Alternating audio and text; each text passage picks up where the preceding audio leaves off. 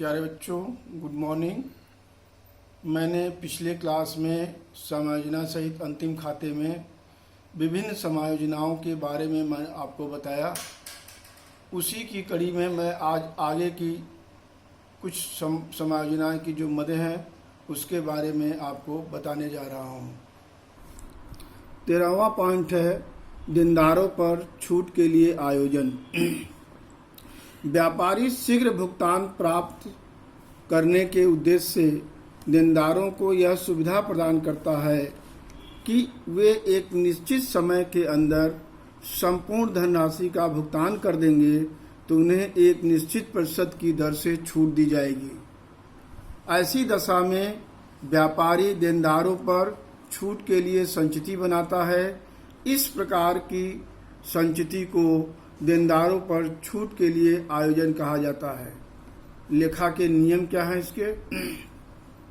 ऐसी संचिति की राशि लाभ हानि खाते के ऋणी पक्ष तथा आर्थिक चिट्ठे में संपत्ति पक्ष की ओर देनदारों में से घटाकर दिखाई जाती है।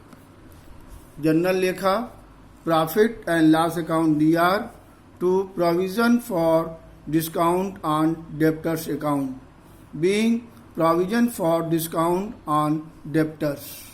नोट, कुछ बिंदुओं पर विशेष ध्यान देना चाहिए कि कटौती का आयोजन केवल उन्हीं देनदारों पर किया जाता है जो उपयुक्त समय पर भुगतान कर देते हैं।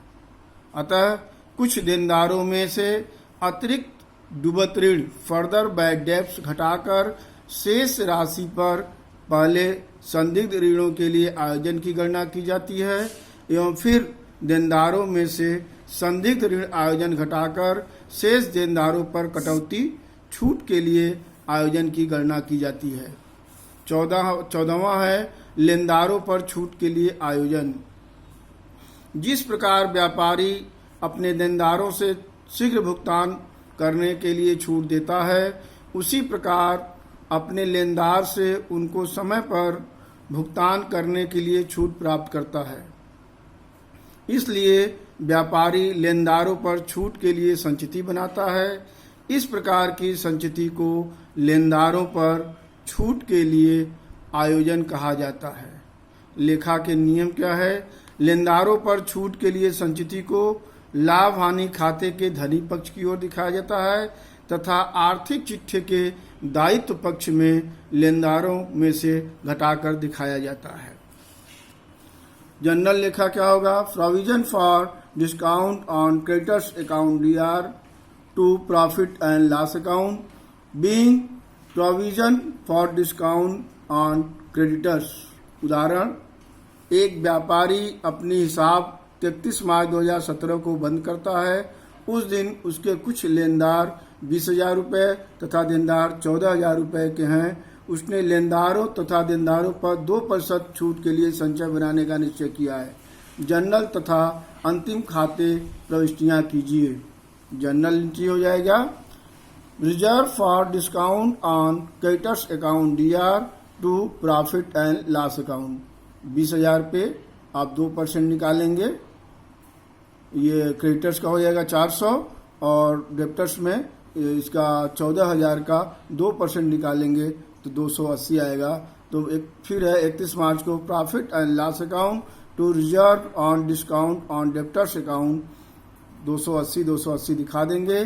Being reserve for discount on debtors credited. अब इसको प्रॉफिट एंड लॉस अकाउंट में ट्रांसफर करेंगे for the year ending 31 March 2017। To लिखेंगे to reserve on discount on debtors 280, जो 2% आपने निकाला है दोनों। अब इधर हो जाएगा by reserve for discount on creditors 400। फिर बैलेंस शीट में as on 31 March 2017 sundry creditors 20,000 liability side में लेस रिजर्व डिस्काउंट 400 19,600 रुपया इधर दायित्व पक्ष की ओर दिखा देंगे। एसेट्स की ओर संपत्ति पक्ष में लिखेंगे sundry debtors 14,000 less reserve discount 280 घटा करके लिख देंगे 13,720 रुपये। अब है 15वां माल के रूप में दान व नमूने। जब व्यापार का स्वामी अपने माल में से कुछ माल दान, नमूने एवं विज्ञापन में देता है तो इसे माल के रूप में दान एवं नमूने तथा विज्ञापन के लिए दिया जाना कहते हैं। लेखा के नियम क्या है? इन्हें एक बार व्यापार खाते में क्रय में से घटा देते हैं। जब पहली बार परचेज ट्रेडिंग अकाउंट बनाएंगे तो जो भी माल के रूप में दान नमूना दिया होगा उसको क्रय में से घटा देंगे, क्योंकि इससे माल कम हो जाता है तथा लाभ हानि खाते के ऋणी पक्ष में लिखते हैं।